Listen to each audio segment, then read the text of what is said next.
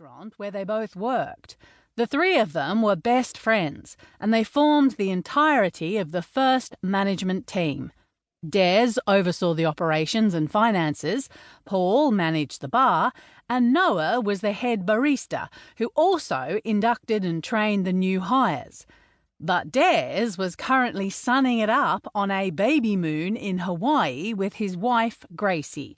And since Paul was knee-deep getting his mixology school off the ground, Noah had stepped into Des's shoes to play boss for a month. But the next 4 weeks were about more than Noah keeping the lights on in Des's absence. It was a test, an opportunity for something more. Soon Des would expand his business with a second location, and he'd been dropping hints that he wanted Noah to manage it. But that meant expectation, and the need to make a decision weighed heavily on his shoulders.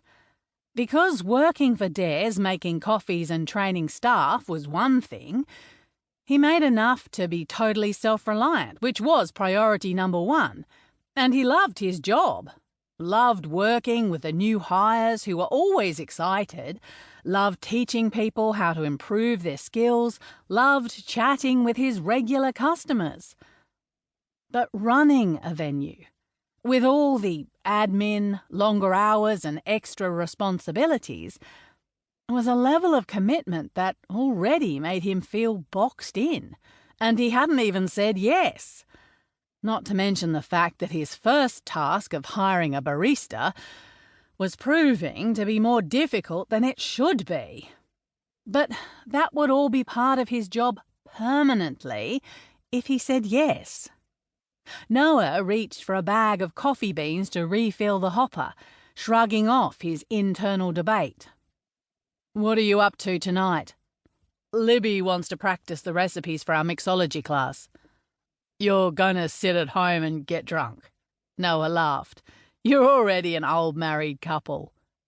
While Des had always been the commitment type, Noah and Paul had been on the same page about relationships for years.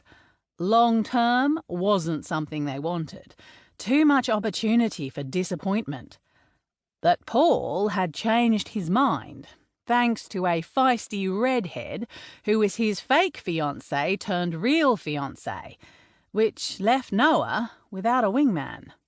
"And I suppose you'll be on the prowl?" Paul said with a knowing grin. "I'm the last man standing. Someone has to keep the legacy alive." "You do that, mate," Paul said, checking his phone and then shoving it into his back pocket. "Have you got the roster ready for next week? I want to make sure we have extra hands on deck, just in case." "I'll get to it this afternoon," Noah said with a sigh. "We really need to fill this vacancy. I can't do both jobs." "Fifth time's the charm, right?" Paul said with a grin. "You never know. The perfect barista might be about to walk right through the door." Paige Thomas leaned against the side of an office building in South Melbourne, taking a moment to collect herself before she headed home.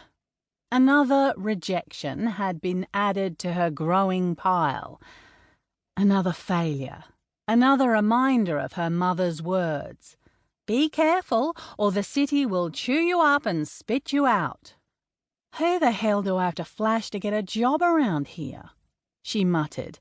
As she walked down the main street in South Melbourne, she couldn't help but admire her surroundings. It was a gorgeous summer day, hot and sunny with a hint of a cool breeze. Trams whizzed past, their distinctive bells cutting through the late afternoon air. Since it was a Friday, people lingered in the outdoor dining spaces that dotted the street. Music flowed from the open windows of a pub, the lyrics punctuated by the sound of laughter and clinking beer bottles. Everyone was happy, carefree. Except for Paige, because she was, as usual, stressing about her future. She hadn't even been given a chance with this last interview. 5 minutes in, the HR person admitted he'd already offered